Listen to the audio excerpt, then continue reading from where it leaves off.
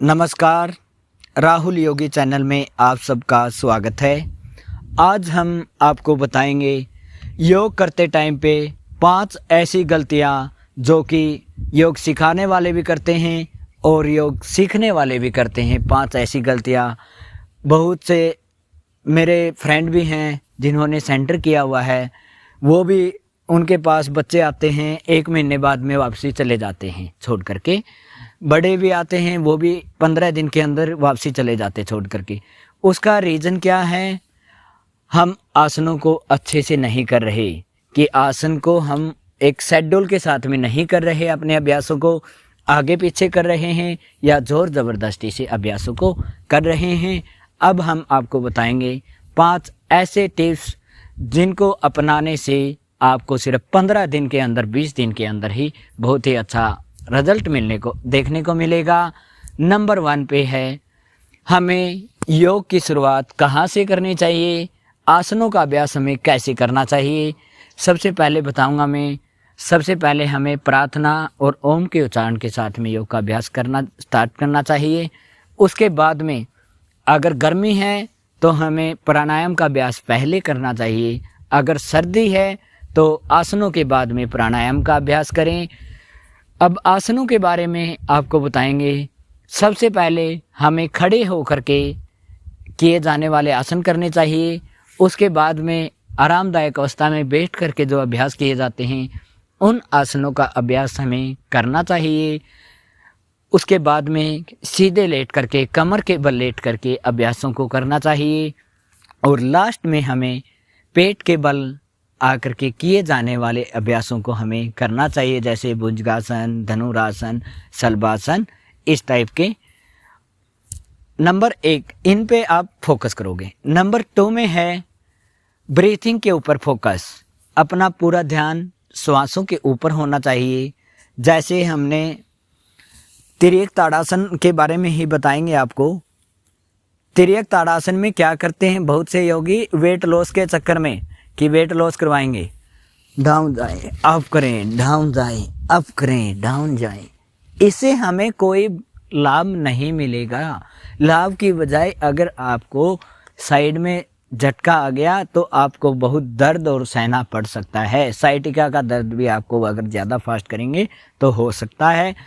इसमें अगर हमें बेनिफिट लेना है, दोनों हाथों की उंगलियां इंटरलॉक होगी। लंबी गहरी श्वास अंदर भरें, अपने दोनों हाथों को आप, फिर श्वास को बाहर छोड़ते हुए डीप ब्रीथिंग।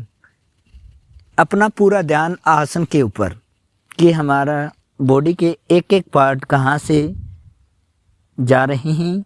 हाथ हमारे कानों के साथ में, फिर होल्ड रखें।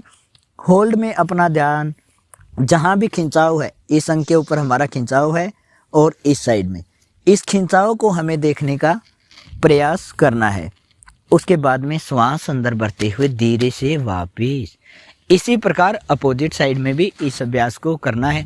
अगर हम कोई भी अभ्यास करते हैं, श्वासों के ऊपर हमारा फोकस रहेगा और खिंचाव के ऊपर। जब होल्डिंग कर देते हैं, होल्डिंग करने के बाद में जिस भी अंग के ऊपर खिंचाव है उस खिंचाव को हमें देखने का प्रयास करना है और नॉर्मल ब्रीथिंग के साथ में जितना खिंचाव है, खिंचाव को बाहर करेंगे और एक नई ऑक्सीजन ऊर्जा को हमारे शरीर के अंदर प्रवेश करेंगे। हमें देखते ही देखते बहुत ज़्यादा लाभ मिल पाएगा।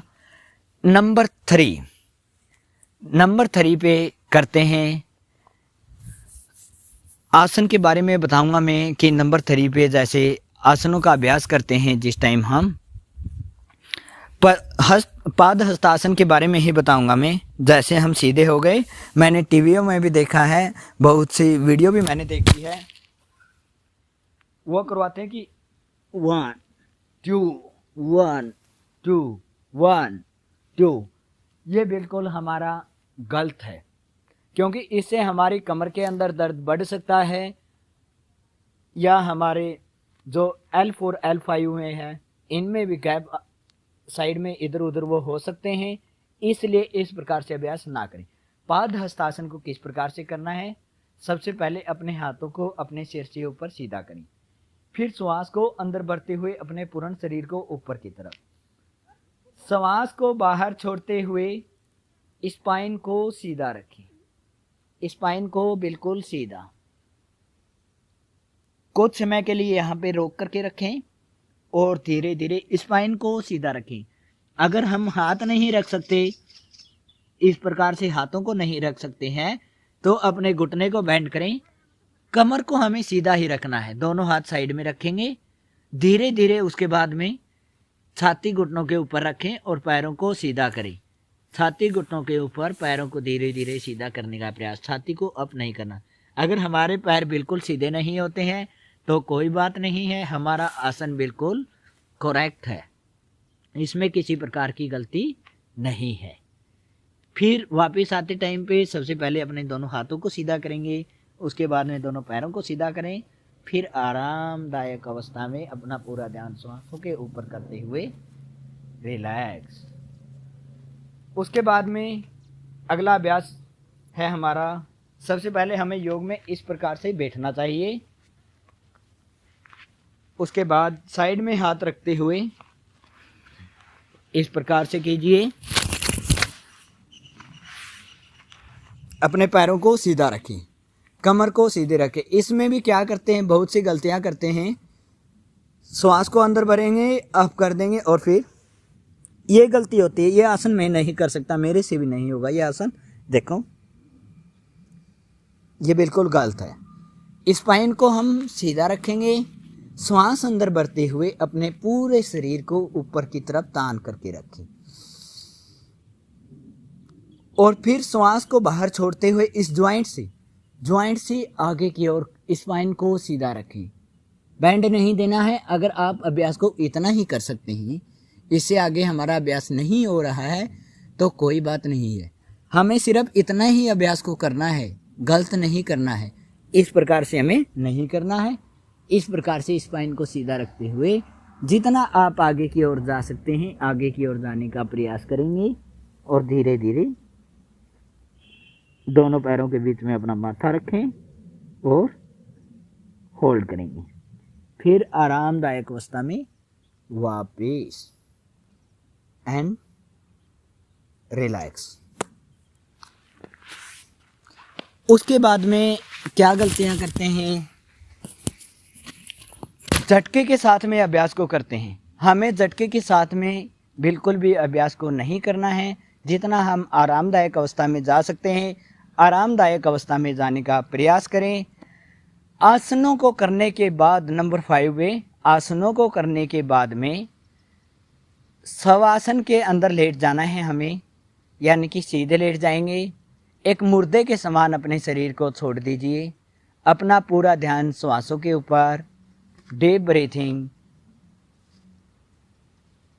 इनहेल, पूर्ण शरीर के अंदर श्वास को लेके जाएं। फिर डीप ब्रीथिंग, एक्सेल।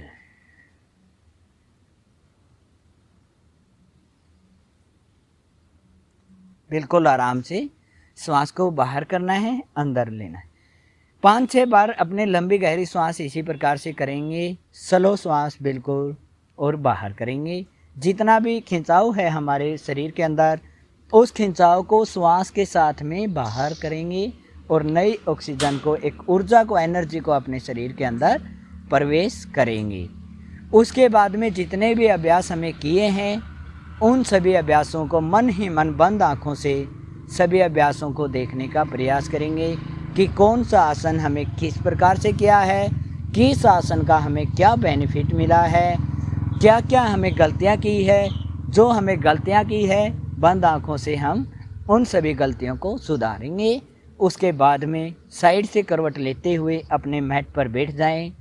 अपना पूरा ध्यान श्वासों के ऊपर, ध्यान मुद्रा में अपने हाथ होने चाहिए। पद्मासन में की स्थिति में हमें बैठना है। पद्मासन नहीं लगा सकते तो आप सुखासन में बैठ जाइए।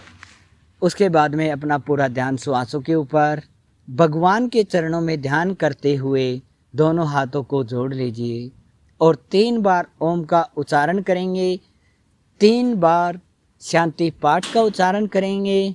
उसके बाद में अपने दोनों हाथों को रब करेंगे अच्छे से और अपनी आँखों पर लगाएंगे। दोनों हाथों के बीच में अपनी आँखें खोल दीजिए धीरे से।